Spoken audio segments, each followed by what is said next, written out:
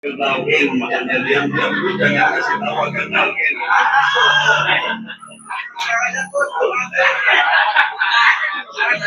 Ya berapa?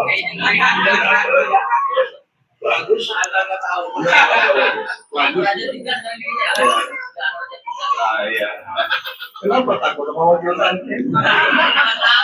Wakil talqin itu, Pak, kalau datang manakib, dibacakan Bani Hasyim pada pulang, Pak. Nggak pernah nanya, nggak pernah nanya. Dikasih alhamdulillah, nggak dikasih tungguin barangkali dari.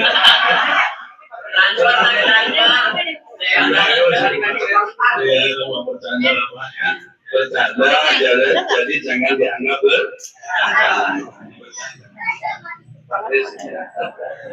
alhamdulillah, kalau manakib jauh itu sesuatu, Pak, ada seninya.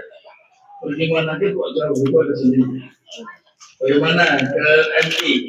Ke MI 7 sudah ada persiapan Pak Haji Munasik ya? Bawa helm ya? Jadi ya, sudah alhamdulillah. Kemarin Pak Haji Salamin itu sampai ke saya, tolong ya dikoordinir, saya siapin bisnya satu orang 150.000 bisa kan? Bis. Tapi karena saya sudah bisa mengukur dan sudah melihat, saya kan cukup lama berteman dengan kalian ya. Ya, sudah paham lah. Sudah pernah jadi ketua madrasah di Bekasi lebih dari 5 tahun. Sudah pernah. Jadi kalau orang Bekasi itu Pak, bukan seperti orang di Bogor, tidak seperti orang di Depok atau di Tangerang. Kalau orang Bekasi itu dulu zaman kalau mau sowan ke Abanom itu harus laporan ke ketua, harus lapor dulu ke ketua, diidentifikasi, disambungkan, diteleponkan, dilaporkan ke sana. Tapi untuk Bekasi tidak bisa, semuanya sudah punya akses masing-masing. Jadi ketua di Bekasi itu paling enak sebetulnya. Nggak ada tugas apa-apa, nggak ada. Semua bisa jalan sendiri dan sampai di sana semuanya diterima, tidak harus ditanya mana ketuanya.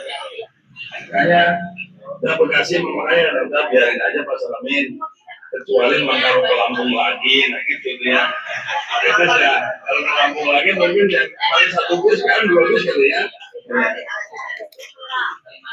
Ya, Kalimantan, kamu bagus. Kalau Kalimantan itu jalannya hanya laut dan udara.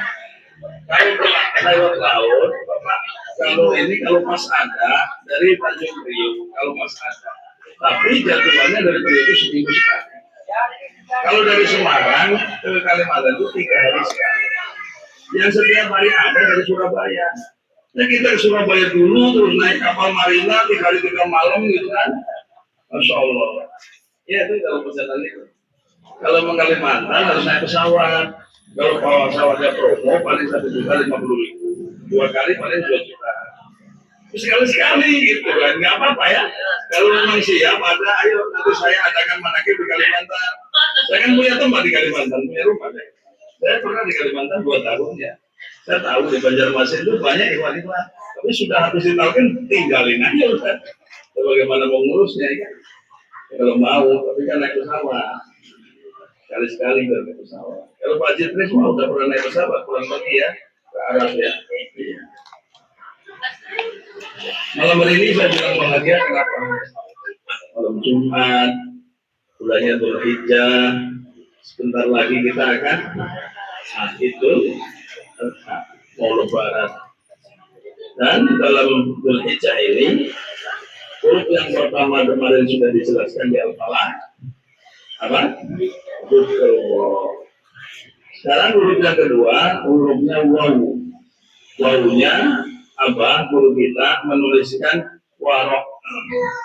Dalam huruf warok, apa itu tidak mencantumkan ayat Al-Quran, tapi hanya hadis. Hadisnya ada 3. Warok yang dimaksud oleh Kanjeng Nabi Muhammad Sallallahu Alaihi Wasallam, waroknya adalah kehati-hatian. Kehati-hatian jangan sampai terjerumus ke dalam hal yang haram. Satu. Yang kedua, hadis menjelaskan apabila kamu waro, maka kamu akan menjadi orang yang paling baik dalam ibadahnya kepada Allah. Waro.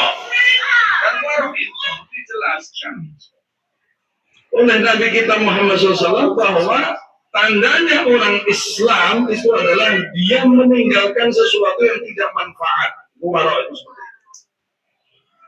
Waro adalah meninggalkan sesuatu yang tidak ada manfaatnya. Ya, sekarang mau udah banyak dicontohkan oleh guru kita. Apa sih kalau kita memang ada manfaatnya tidak masalah, tapi kalau tidak ada manfaatnya itu jelas bahwa orang harus hati-hati takut terjerumus dalam yang haram. Contoh musabakoh. Apa? Musabakoh itu apa? Perlombaan. Orang kalau sudah bertorikoh harus menjaga hatinya, jangan sampai hatinya luka. Musabakoh atau pertandingan lomba tarik tambang, yang kalah nanti sebel kecewa. Tidak boleh. Waktu baru mau bertanding, mau lomba, sudah semangat pengen ngalahkan yang lain. Itu hatinya tidak bersih. Itu makanya dalam dunia toriko itu semua serba hati-hati. Makanya toriko sendiri itu adalah ngaji dalam hati, membersihkan hati. Kalau sudah membersihkan hati pasti sampai pada namanya waro'. Waro'un itu artinya hati-hati jangan sampai terjerumus ke dalam yang haram. Kalau dalam bahasanya namanya subhat. Subhat itu remang-remang. Ini halal apa haram? Dan halal dan haram ini nanti dibagi dua oleh guru kita. Oleh apa? Kalau yang jelas, yang dohir adalah apa? Sesuatu meninggalkan makanan. Ya, kemudian dari lisan meninggalkan ghibah. Coba lihat status saya. Ada orang ahli ibadah, banyak ibadahnya dari kecil tak pernah maksiat. Begitu sudah mati, ditunjukkan di dalam sohifah atau lembaran catatan amalnya tidak ada amalannya. Maka dia nanya, ma'aina amali ya Rabb? Mana amalku ini ya Rabb? Aku kan beramal banyak waktu itu. Maka dikatakan oleh Allah, kamu beramal banyak, tapi semuanya habis. Sebab kamu sering ghibah, ngomongin orang di belakang. Jadi ghibah atau ngomongin orang, ngomongin teman, ngomongin orang itu di belakang itu menghapuskan amal baik kita. Makanya harus hati-hati. Waro itu sampai ke sana. Hati-hati dari ucapan, hati-hati dari perbuatan. Dan tadi, contoh sekarang lagi viral kan cerdas cermat di Kalimantan Barat tuh ya. Nah, seperti begitu. Akhirnya apa? Sebagian besar kecewa. Terus akhirnya orang hanya melihat di medsos, ikut-ikutan menghujat. Padahal ayatnya, surahnya jelas. Wailun likulli humazatin lumazah. Wail itu apa? Nabi kita Muhammad SAW kalau nyumpahin orang kafir, wailaka, modal kamu. Itu. Tapi juga jangan. Sama orang kafir itu asyidau alal kufar. Keras kalau sama orang kafir. Wailaka itu maksudnya celaka kamu. Itu wailaka. Matilah kamu. Jadi gitu. Wailu likulli humazatil lumazah. Celaka ditetapkan kecelakaan bagi orang yang suka mengumpat. Mengumpat apa? Mengumpat itu ngumpat yang dimaksud adalah ngomong di belakang orang. Di hadapannya nggak berani, tapi ngomongnya di belakang. Sebenarnya aku tapi ngomongnya di belakang itu menghabiskan amal. Maka perlu hati-hati. Apalagi udah bersoreko, siang malam ditancapkan kalimat ikhlas, kalimat tauhid, kalimat agung, kalimat la ilaha illallah. Udah ngomongin orang. Biarin orang yang ngomongin kita. Kita udah dibilang sesat, peci-pecinya merah putih, fashion terkuat. Mana-mana bawa tongkat kayak orang lumpuh, ya, dibilang aliran sesat, ya, jangan balas, karena hakikatnya dia tidak tahu. Orang nyatanya sekarang sudah keluar buku yang terbaru dari generasi tentang kenapa Abah umroh ke Eropa, sudah dijawab, sudah ditulis, bukunya sudah mulai beredar, besok anaknya sudah ada. Kenapa? Sudah harus beli ya. Jadi kenapa Indonesia itu sejak tahun 80 itu lumpuh menulis, rabun membaca? Apa?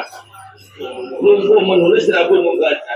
Dulu Pak, saya dulu waktu baru-baru masuk PGS, waktu ustaznya almarhum Wahyudin, dia tuh senang. Buku saya masih ada sampai hari ini. Saya bawa buku dan bawa pulpen. Setiap ada penceramah saya tulis. Untuk memberikan apa? Supaya yang ngomong tuh hati-hati. Soalnya zaman sekarang direkam. Kalau ada direkam di situ jadi orang yang ngomong jadi bagus ya. Cuma memang sekarang sudah jarang ada orang berniat bawa buku sama pulpen terus nulis. Sudah jarang. Makanya disebut apa? Lumpuh menulis, rabun membaca. Bacanya malas. Senangnya meme-meme. Videonya ada gambarnya. Dia nggak mau membaca lagi. Baca dari tulis. Padahal kalau mau bacain, di sini ini ada ilmu guru kita. Sedangkan sanad atau sambungannya udah jelas banget, udah kita baca kebanggaannya kok. Ya, masa baca nggak bisa? Baca dong, biar ngerti. Jadi disuruhnya dibaca, ikut juga suruh baca. Ya, celakalah orang yang mengumpat. Karena dan yang selalu menghitung-hitung, yaitu apa? Yang menghitung-hitung amalan baiknya, seakan-akan dia sudah beramal banyak, padahal ternyata setelah dihitung ternyata semua amalnya hilang. Karena apa? Hanya gara-gara ngomongin saudara. Lebih keras lagi dalam surah Al-Hujurat diterangkan bahwa ngomongin orang ghibah itu sama dengan makan bangkai saudara. Itu ngeri kan? Makanya hati-hati, mendingan tekun lidahnya ke langit-langit, turunkan kepala, pejamkan mata, pikir yang banyak. Kalau komen lah, orang nggak diminta kok. Nggak diminta kok komen. Kadang-kadang kita terlalu murah ya. Bukan terlalu murah, malah jadinya salah. Orang nggak diminta kok komen. Kalau ditanya, baru menjelaskan. Makanya dalam tanbih kan, pun kami tempat orang bertanya. Tuh, dan disampaikan wasiat berhati-hatilah dalam segala hal. Itu orang namanya. Jangan sampai berbuat yang bertentangan dengan peraturan agama dan negara. Tadilah kedua-duanya tadi sepantasnya, demikianlah sikap manusia yang tetap keimanan. Tuh, yang tetap dalam keimanan. Makanya untuk membuktikan bahwa muridnya Abagas, jangan samanya sama yang lain. Itu maksudnya. Ya ini 37 terus menghujat urusan dia, bukan urusan kita. Ya kan? Urusan dia. Lagi juga kita nggak dengerin. Apa kalau dengar nggak usah didengerin, kenapa?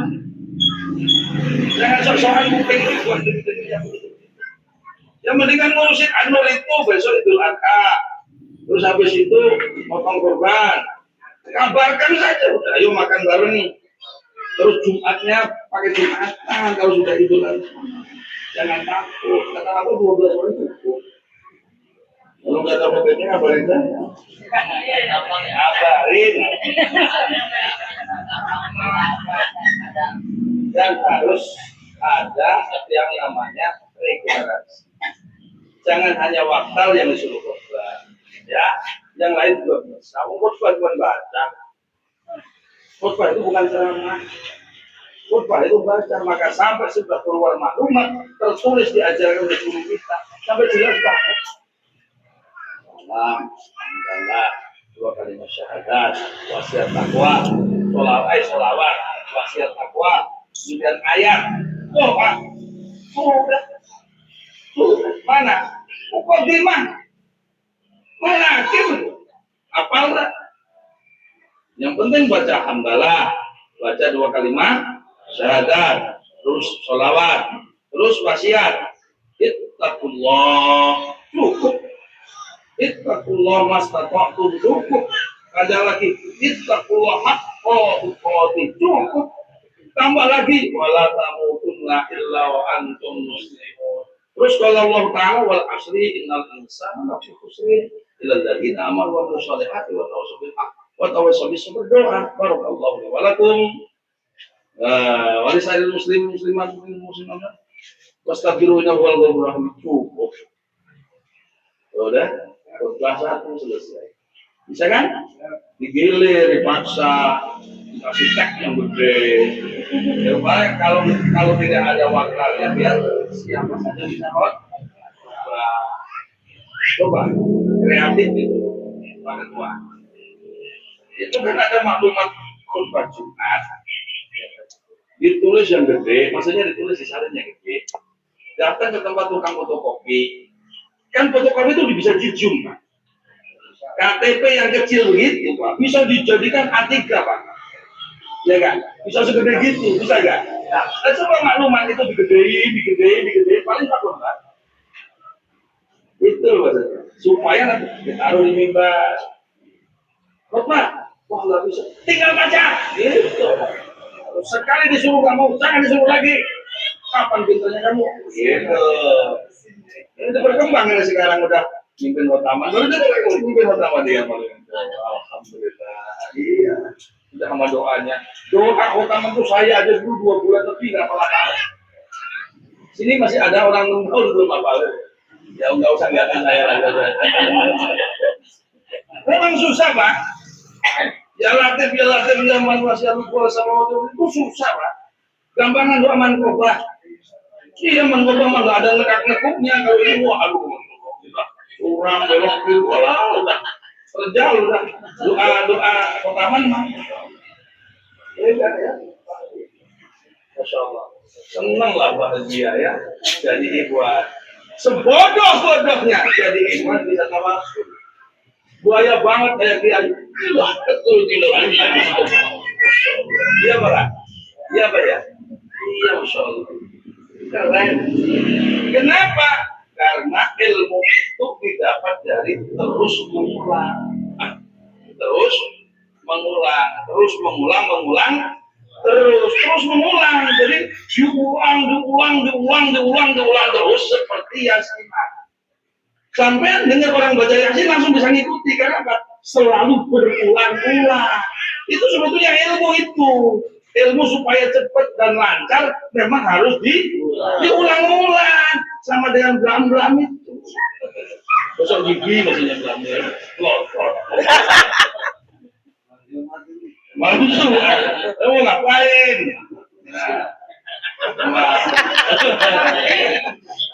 Silahkan. Ya. Udah sabar lah. Ya. Jadi apapun kalau dilakukan berulang-ulang jadi pinter. Saya nanya, anak sekolah dari TK sampai kelas 6 SD sudah pinter belum? TK ke SD sampai tamat berapa tahun? 8 tahun. Bacanya udah lancar belum? Kelas 6 SD? Belum.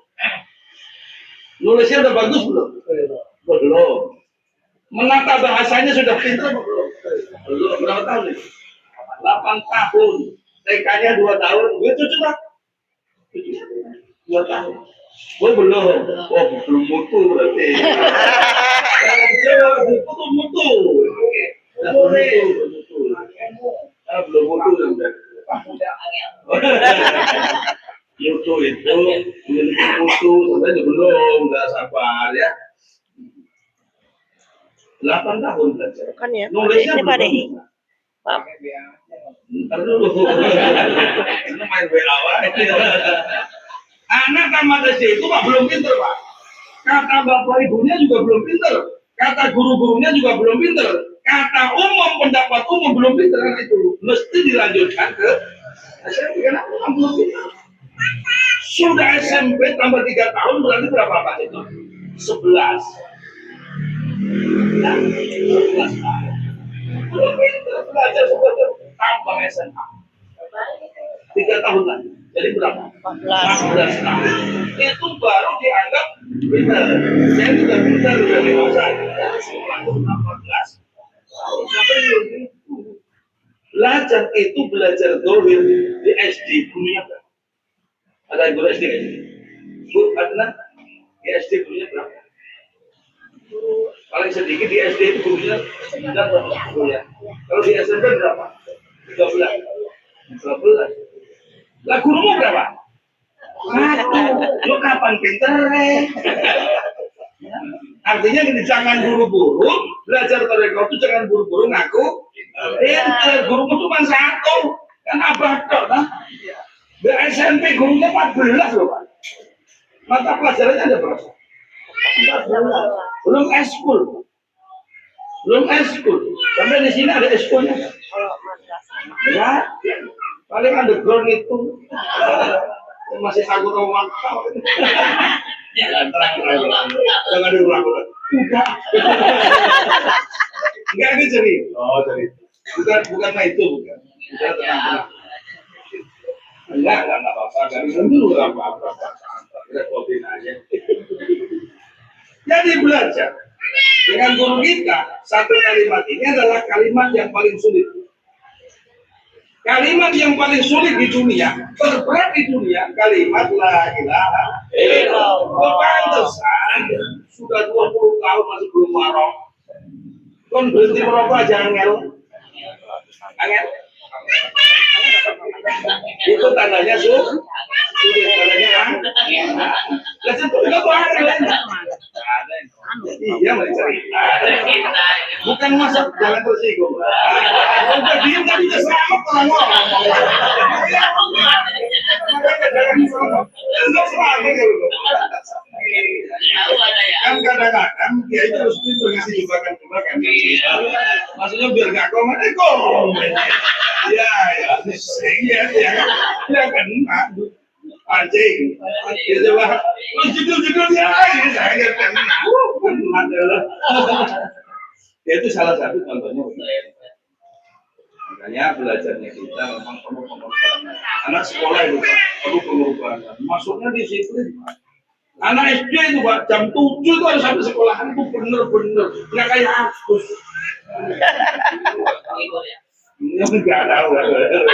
Lomba tanya mau panake. Orang mana itu udah diumumkan jauh-jauh hari, udah dewasa, motor punya, mobil punya, ojek punya, ya terlambat. Kenapa ya kalau itu ya? Pakai jam aja 36 juta. Ketinggalan juga datangnya. Itu ngapain? Mendingan pakai jam harga 35.000. Yang penting datang awal itu Pak Morrison. Apa dia? Dia bayar dia. Iya. Apalagi? Udah jangan bohongan di ini kan menata supaya orang itu tambah tumbuh di sini. Iyalah, kalau sampai nggak di situ siapa yang mau pakai? Contoh, saya tukang batu. Standarnya tukang batu itu kan kalau harian masuk jam 8, pulang jam 4:30 sore. Nah saya datang jam 9, setengah 9. Sudah terlanjur yang punya rumah sebetulnya bodoh sebetulnya. Besok gua nggak bakalan dia lagi. Kira-kira gitu kan? Ngomong. Iya. Makanya disiplin itu penting. Disiplin itu penting kalau diajar guru kita tuh begitu disiplin. Dulu abah itu begini, waktu tinggal saya, waktu berkunjung anaknya kemana. Jam 5 sore belum sampai, jangan harap dia sampai. Kalau abah begitu, mendingan pulang kalau abah sampai pernah ngomong, Kiai, Ustaz, siapa saja datang terlambat, jangan kasih. Itu kan mendidik supaya apa? Disiplin, ngasih contoh, biar orang itu disiplin. Kalau memang sanggup tidak, datang itu jangan mengecewakan. Gitu, orang aja. Kalau orang datangnya rapi, sesuai dengan undangan, sesuai dengan ketentuan, dengan kesepakatan, menepati janji, berarti itu orang benar. Orang benar seperti benarnya yang dicontohkan Tuan Syekh dalam mangkubah kaki. Orang kan salahnya cuma benar. Sampai ada ayat memerintahkan dalam Al-Quran surahnya At-Taubah ayatnya 119. 100. Ya ayyuhalladzina amanu taqullaha wa kunu ma'as-shadiqin. Wahai orang-orang yang beriman, bertakwalah kepada Allah dan jadikan kamu menjadi orang yang benar. Bersama orang yang benar. Makanya jadi benar harus bersama orang benar. Orang yang paling benar di lingkungan kita, dalam pengetahuan kita, yang kita dengar, yang kita lihat, yang kita yakini siapa? Guru kita. Makanya Masya Allah, mencintai guru kita ini perintahnya Allah. Pokoknya semuanya ada dalilnya, ada udah nggak usah dengerin diomong orang apa ya, maksudnya ada manakib datang aja, kecuali wakil. Karena Abah sudah menyelesaikan maklumat, wakil talqin Abah banyak, itu katanya ya. Silakan pilih yang mana. Wakil talqin kalau tidak dibuka, jangan kan. Jadi itu bagian dari prinsip takut repotkan. Iya. Gak diundang datang gua lewat telepon ya silahkan kalau mau mah. Tapi maklumatnya, aturannya, disiplinnya begitu. Kalau gak diundang jangan datang memang ada maklumat. Tapi maklumat khusus untuk para wakil mungkin gak diedarkan. Tapi sebetulnya udah beredar kok ya. Udah beredar. Kecuali di masjid dan di tempat umum. Contoh kayak besok di Bandung, ini kan umum, itu mah semua harus datang, jangan nunggu diundang. Gua mah gak diundang, apa ya? Lu mah goblok, pakai goblok. Iya. Nah, giliran yang gitu kalian ini buat yang di rumah kayak begini dipakai di tempat umum. Aduh, makanya udah boleh kapok pakai target, jangan diomelin gimana? Gitu lah. Bilang gak diundang datang, bilang diundang, wah, gak diundang. Kalau di masjid Pak, satu mau masjid silakan datang. Itu bebas. Kalau dia tidak suka, berarti ujian juga dia. Orang wakil kami datang ke mana kok dia nggak suka. Karena ada banyak cerita. Aku nyesel banget datang ke sana ceritanya sama wakil kami sama wakil kami. Bukan masalah gak diambil gol. Apa ya? Bahasanya gitu di sini sih lah, dicutekin gitu. Banyak gitu. Nggak diinginkan dia seperti kedatangan orang yang tidak diinginkan. Makanya hati-hati. Para wakil tadi juga paling pintar duluan. Artinya sudah diajari bagaimana caranya meresapi dan menilai senyumnya orang. Saya tahu orang itu tidak suka sama saya, nggak tahu. Hati-hati. Nggak gitu nih. Nggak, bukan.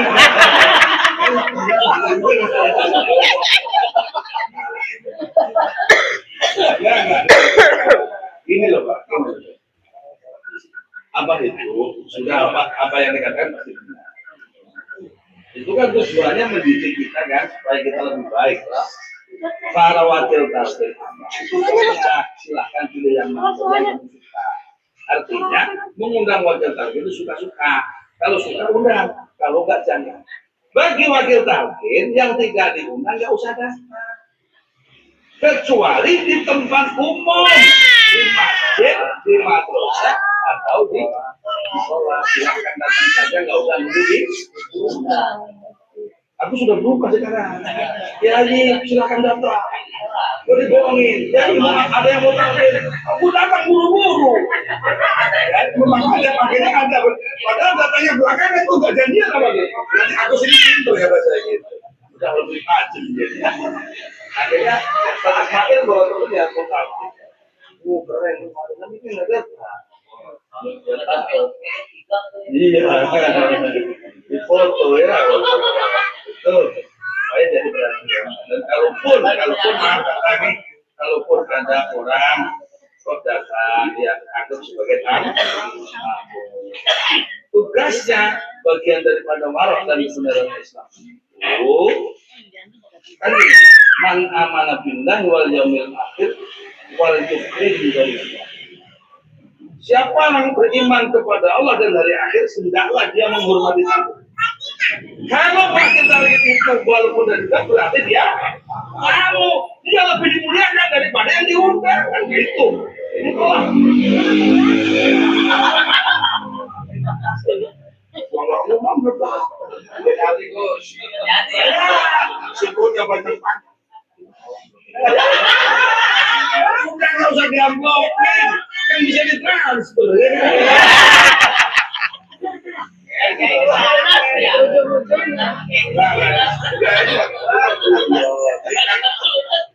Ya kalau namanya kan kita manakib itu adalah niatnya satu, ingin menghormat dan memuliakan Tuhan itu. Iya kan? Semua makanan yang kita hidangkan semuanya ini kita serahkan ke Tuhan. Makanya diajari di situ kita mau makan itu disuruh menunggu. Bagaimana caranya? Jangan langsung ini sama sahabat, enggak. Allahumma rabbana zidna wa la tanqusna wa rizqna lima tasbihna. Sebetulnya boleh saja, baru kan Ramadan Al-Fatihah boleh, tapi tidak begitu. Namanya kan kiai, namanya mursyid, namanya guru tariko. Ya diajarkan bahasa Arabnya gitu loh maksudnya. Lebih bagus kan? Itu aslinya. Itu aslinya makanan itu sudah dihidangkan, diserahkan kepada Tuhan. Makanya makanan yang dikeluarkan dia akan menghormat Tuhan.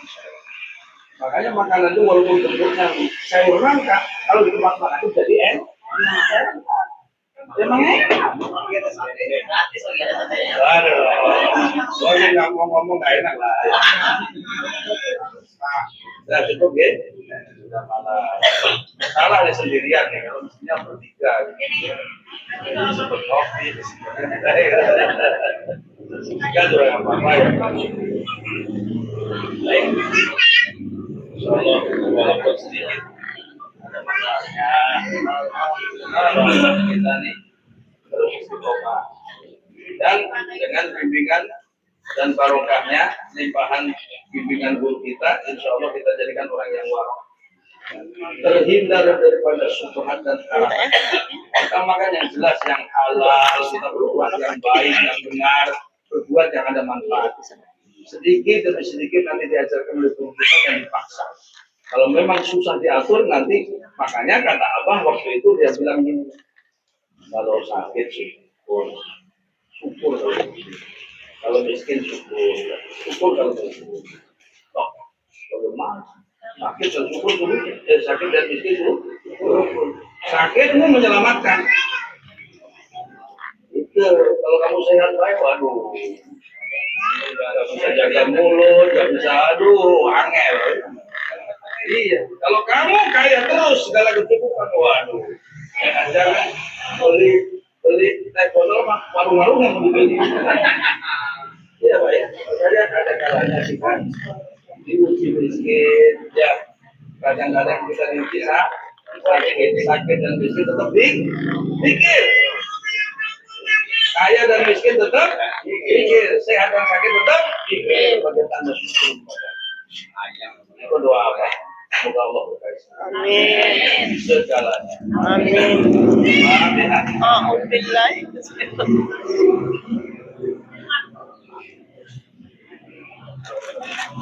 Assalamualaikum warahmatullahi wabarakatuh. Waalaikumsalam.